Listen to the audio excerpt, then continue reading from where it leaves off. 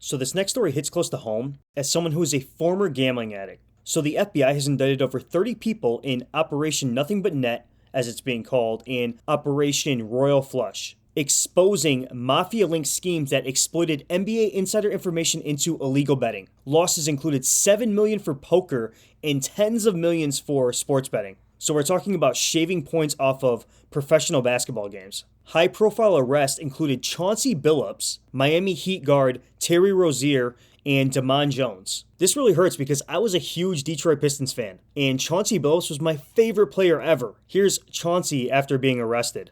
Play clip.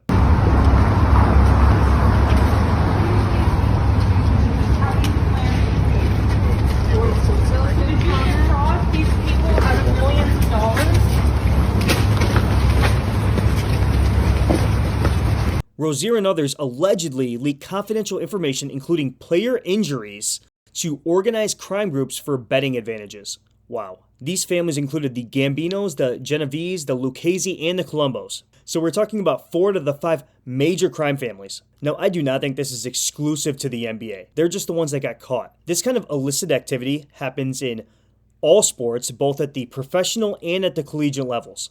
So I'm going to take a different approach here. I'm going to dive into what compels someone to engage in this kind of activity. Reason number 1, human nature. So the general consensus is they're millionaires, they're celebrities, they've got it all. But remember this quote, the flesh is never satisfied. You make $1 million, you want 10. You make 10 million, you want $1 billion. I'm not saying it's right, I'm not saying it's just, but it's human nature to always want more, especially with men. Reason number 2, as noted, the mafia is involved. As someone who is a former gambling addict, I can tell you firsthand, gambling is the worst addiction. I've destroyed relationships, I've borrowed money that I couldn't pay back, I borrowed money from banks. It still hurts me to this day. Now, I was never involved with the mafia or any kind of higher up bookies, but I do understand. So you get into debt with the mafia, we're talking about life and death here. We're talking about the endangerment of your own family.